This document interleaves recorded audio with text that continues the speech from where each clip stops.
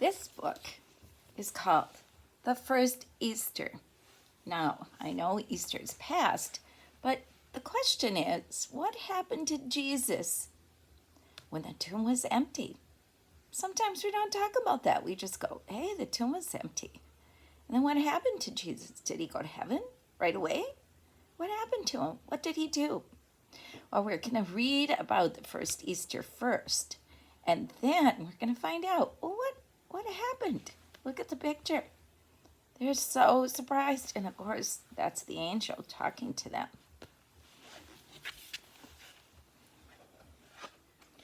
This book is a little bit long, but I hope you'll be able to listen to the whole book. Christopher sat at the kitchen table dyeing Easter eggs. I just love this time of year, especially the jelly beans and chocolate rabbits, he said. I bet yours are all gone. Remember when I used to believe in the Easter Bunny? You know, some kids at school say he's a myth, whatever that is. A myth? Well, that's like a fairy tale, said Mom, smiling. Remember, Mom, I don't like fairy tales anymore, Chris sighed.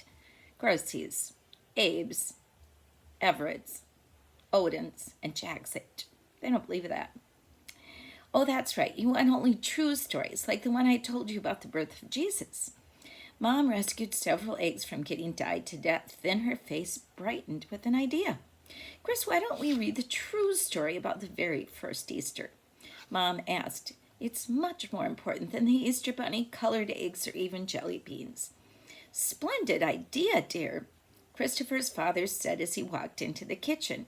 Well, hi, Dad, said Chris. Hey, you used to be a teacher. Maybe you should tell me about Easter instead of Mom. Okay, Dad agreed as he sat down next to Chris. Since Easter is next week, let's read about it tonight. That night after supper, they sat down for evening devotions. Chris, this has been called the greatest story ever told. Dad began. Do you remember how you and your mom read from the Gospel of St. Luke to learn more about the birth of Jesus? Sure, but I read more of it than Mom did. Good for you. Well, let's continue reading from Luke. Dad reached for the family Bible, opened it, and pointed to a verse that Chris read aloud. This is the passage, too, that Grandpa reads at Christmas time about the story. And here they are, dyeing Easter eggs, probably just like you guys did. And Jesus grew in wisdom and stature and in favor with God and man. This is in Luke 2:52. Jesus grew up in Galilee, Dad explained. He began his marvelous ministry there and called 12 men to be his disciples or students. They followed Jesus around and learned from him. He taught thousands of people in the hills and valleys, at the seashore, and in villages and towns. Jesus' words showed people the way to God. The God who loved them enough to come down to their level in that very extraordinary man who was speaking to them. How do we know Jesus was really God? Asked Chris. Jesus spoke the truth as only God would, and he did incredible miracles. He gave hearing to the deaf and sight to the blind. He cured the sick and made the lame walk. He even stopped the wind and calmed the waves. Only God can do things like that. Chris nodded slowly. Dad read several familiar accounts from Luke and then added, Jesus even raised the dead. Once when he was visiting a small town called Nain, Jesus saw a young man being carried out for burial. He comforted the man's mother who was crying. Here, Chris, read what Jesus said. Young man, I say to you, get up. The dead man sat up and began to talk, and Jesus gave him back to his mother. This is in Luke 7:14-15. Cool, Chris explained. I wish I could have seen that. But why did Jesus let him die in the first place? Couldn't he have gotten there earlier and kept him from dying? Of course, Mom joined in. But because of this miracle, we can know that we don't have to be afraid to die, because Jesus, as God, has power even over death. The teaching, preaching, and healing ministry of Jesus lasted for about 3 years, Dad continued. Then Jesus knew the time had come to finish the glorious task for which he had been born. The greatest events in his ministry would happen during Holy Week, the week that changed the world. And here he is. Jesus has the longer hair, and there's the man that he raised from the dead. These pictures in this book are kind of cool because it really shows what kind of clothing they wore back in the day.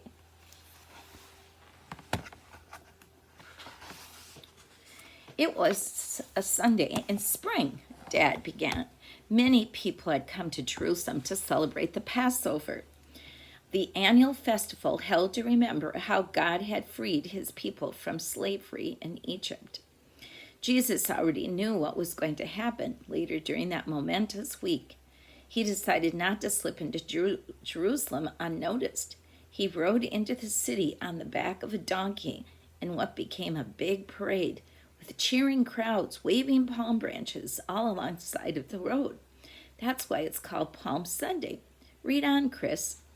In Luke 19, it says, "The whole crowd of disciples began joyfully to praise God in loud voices for all the miracles they had seen.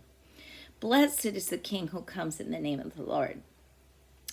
Chris looked up and said, "I can understand why they cheered and called Jesus a king and all, but a king should ride in a royal chariot, not on a donkey." The past was important to these people, Chris.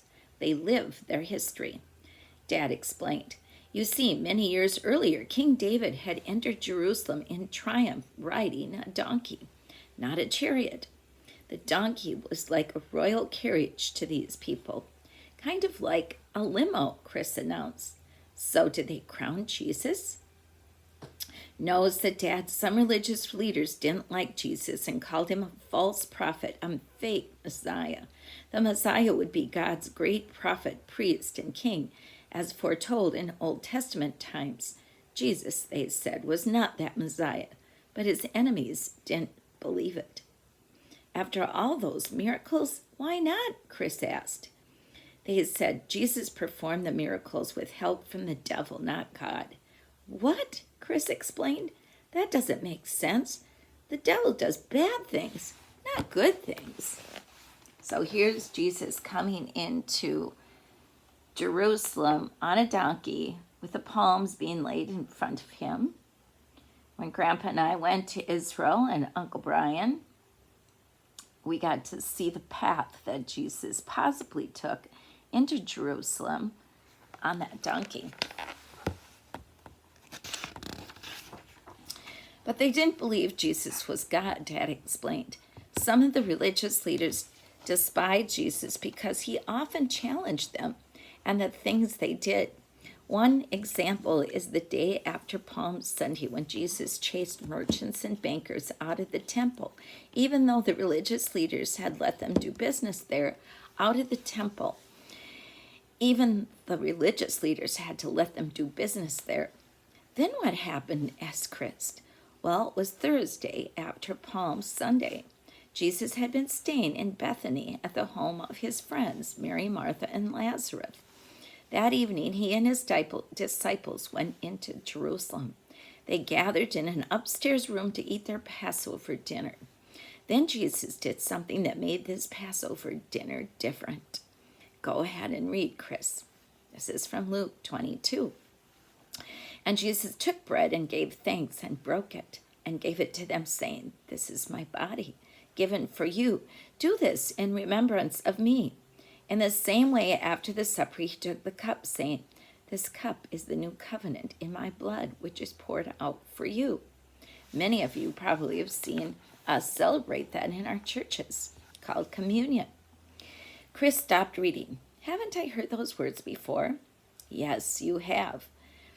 That was the beginning of the longest meal in history, Dad said. Come on, Dad, what do you mean? Well, we call the Lord's Supper or Holy Communion was started that night, and it continues to be celebrated throughout the world today. Jesus said, "Do this in memory of me." Believers who eat the bread and drink the wine receive the body and blood of Christ and remember all he did to win our salvation. The Lord's Supper is called a sacrament, something through which God offers his grace and grants forgiveness of sins. This is kind of a cool picture of Jesus and the 12 disciples. Sometimes I've seen it in a long table, but this one is pictured, this artist pictured it in a U-shaped table, which is kind of cool. And you can see the disciples, 1, 2, 3, 4, 5, 6, 7, 8, 9, 10, 11, 12. All 12 of them, even Judas is here.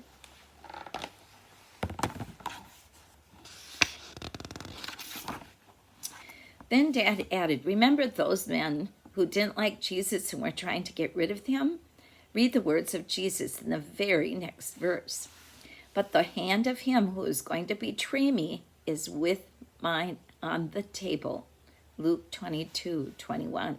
So Jesus knew that somebody at that table was going to betray him. Judas, one of the 12 disciples, had been plotting with Jesus' enemies for 30 pieces of silver. That was about enough money to buy a suit of clothes. Judas would show them where to capture Jesus that night. Did Jesus do anything to stop Judas? Chris wondered aloud. No, Dad replied. Jesus knew that this plot was part of what was supposed to happen that week. Judas felt left to join Jesus' enemies. He left the supper. So what happened next? Asked Chris, leaning his chin on his hands. After the Passover dinner, Jesus and his disciples walked to a garden at the foot of the Mount of Olives. The garden was called Gethsemane, which means oil press. Jesus and his disciples loved to visit this spot. That night, though, Jesus was deeply troubled because he knew what was going to happen next. Read what Luke tells us. Jesus withdrew about a stone's throw beyond them, knelt down and prayed, Father, if you are willing, take this cup from me, and yet not my will, but yours be done. Obviously, Jesus knew what was going to happen. Chris was puzzled and said, if Jesus was God, why would he pray to himself?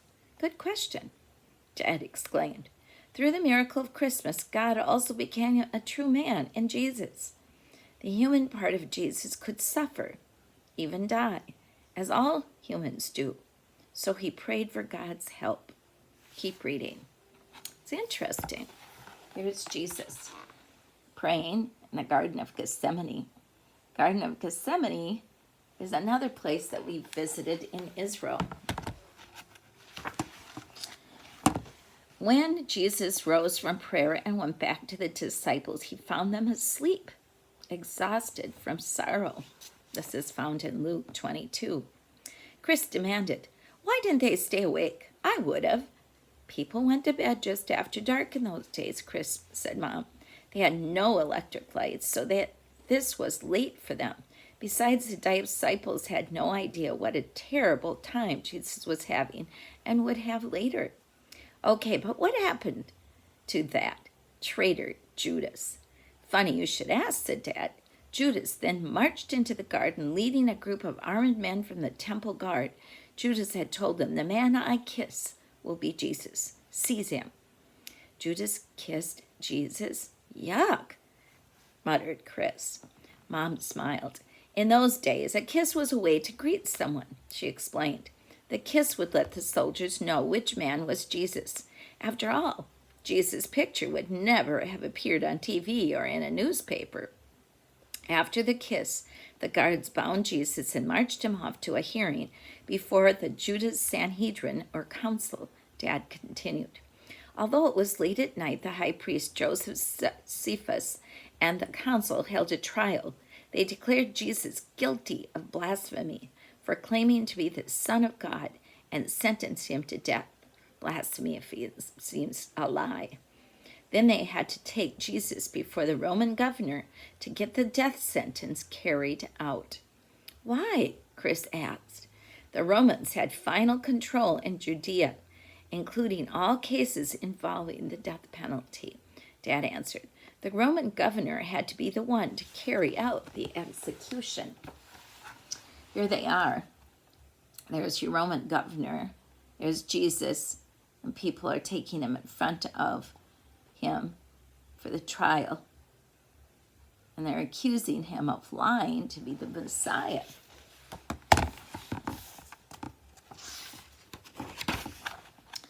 It was now the day we Christians would later call Good Friday, because on that day, Jesus won our salvation. The council brought Jesus before Pontius Pilate, the Roman governor, and accused him of trying to overthrow the government.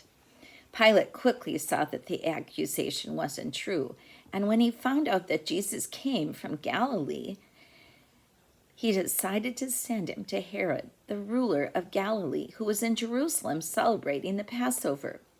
What a runaround, said Chris. Wait a minute. Didn't the wise men visit Herod when Jesus was just a baby? That Herod must have been really old. No, said Dad. This was Herod Antipas, the son of the Herod the Magi visit. So it was his son. And I don't know that I'm saying this right. It's Antipas. Antipas was delighted that Pilate had sent Jesus to him. He wanted Jesus to perform a miracle. Herod wanted a magic show, but Jesus kept silent. So Herod and his soldiers made fun of Jesus, then sent him back to Pilate. Dad continued, but Pilate had to make a decision, and he decided that the case against Jesus was too weak. He wanted to set Jesus free, but the crowd began to shout, "Crucify him! Crucify him!" Pilate knew that Jesus wasn't really guilty, so he washed his hands, showing that he was giving up responsibility for what happened to Jesus. Wait a minute, said Chris. Why would the same people who cheered wildly when Jesus rode by on Palm Sunday now scream, "Crucify him," just 5 days later? Good question, Dad responded. But these are two different crowds. The people yelling "Crucify" worked at the temple and were controlled by the religious leaders who hated Jesus. Those who had cheered Jesus on Palm Sunday probably didn't even realize he was on trial until Pilate condemned him. Now, here's him washing his hands because he doesn't think Jesus is guilty. So he's letting other people make the decision. And I'm going to stop the video right now, and we're going to continue in a new video.